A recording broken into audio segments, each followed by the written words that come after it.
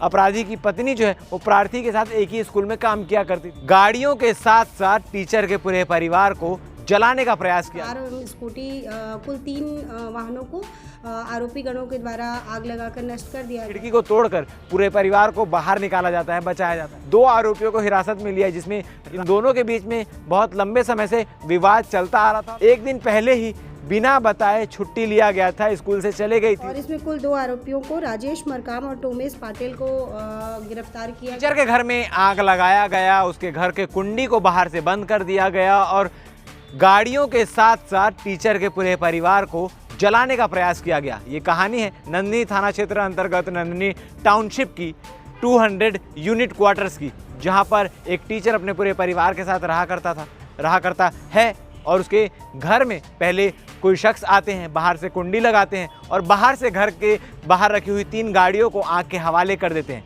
रात के 3 बजे की ये बात है, जब टीचर को धुआं दिखाई देता है तो बाहर निकलने का प्रयास करता है, मगर कुंडी बाहर से बंद होती है। फिर ज़ोर ज़ोर से चिल्लाने के बाद आसपास के मोहल्ले वाले इकट्ठा होते हैं। पीछे की खिड़की को तोड़कर पूरे परिवार को बाहर निकाला जाता है, बचाया जाता है। फिर जब पूरा परिवार सामने आकर देखता है तो एक खौफनाक मंजर उनकी आंखों के सामने होता है, क्योंकि बाहर रखी हुई स्विफ्ट गाड़ी जिसमें फुल टंकी पेट्रोल रखा हुआ था, जैसा जानकारी टीचर ने दी थी कि फुल टंकी पेट्रोल रखा हुआ था, क्योंकि अगले दिन उसे किसी पारिवारिक काम से बाहर जाना था।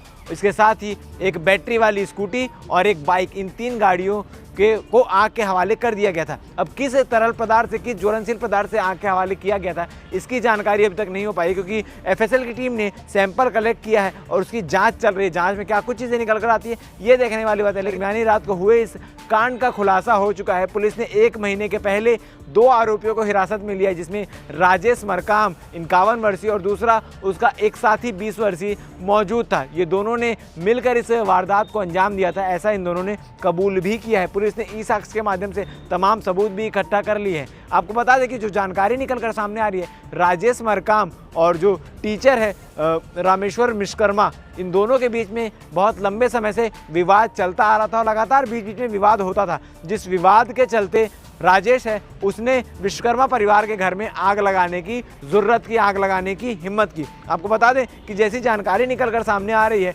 तो जो टीचर है राजेश मरकाम की पत्नी उसी स्कूल में है जिस स्कूल में टीचर काम करता है और उसी के अंडर काम करती है। और जैसी जानकारी अब तक मिल पाई है, एक दिन पहले ही बिना बताए छुट्टी लिया गया था, स्कूल से चले गई थी उसकी पत्नी, जिस बात को लेकर भी विवाद हुआ था और इससे पहले भी कई बार विवाद हो चुका है। विवाद की मूल वजह क्या है वो अब तक पता नहीं चल पाई है, मगर जानकारी इतनी मिली है कि अपराधी की पत्नी जो है वो प्रार्थी के साथ एक ही स्कूल में काम किया करती थी। अब इसमें आगे क्या कुछ चीज़ें निकल कर सामने आती है ये देखने वाली बात है। इस पूरे मामले को लेकर एडिशनल एसपी पद्मश्री तंवर क्या कह रही है, आप आगे वीडियो में सुनिए।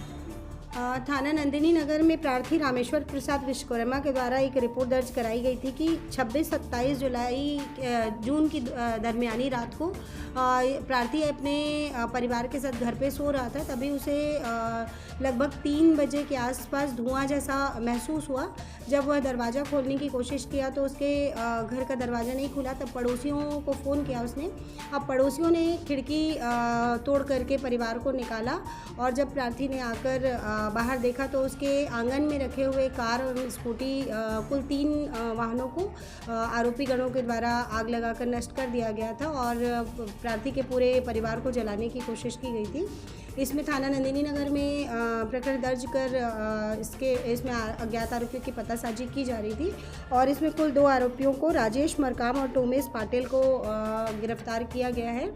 और हाँ, जो घटना की वजह आई है वह जो राजेश मरकाम और प्रार्थी के बीच पुरानी रंजिश और आपसी वाद विवाद होते रहता था और ये दोनों आपस में पड़ोसी हैं। इसी बात को लेकर उसने जान से मारने की नीयत से उपरोक्त घटना को कारित किया था। आरोपी गणों को गिरफ्तार कर न्यायिक रिमांड पर भेजा गया है। उसमें अब जो भी ज्वलनशील पदार्थ है उसके संबंध में सैंपल कलेक्ट किया गया है और लैब उसे टेस्ट के लिए भेजा गया। टेस्ट रिपोर्ट के बाद ही स्पष्ट होगा कि ज्वलनशील पदार्थ क्या था।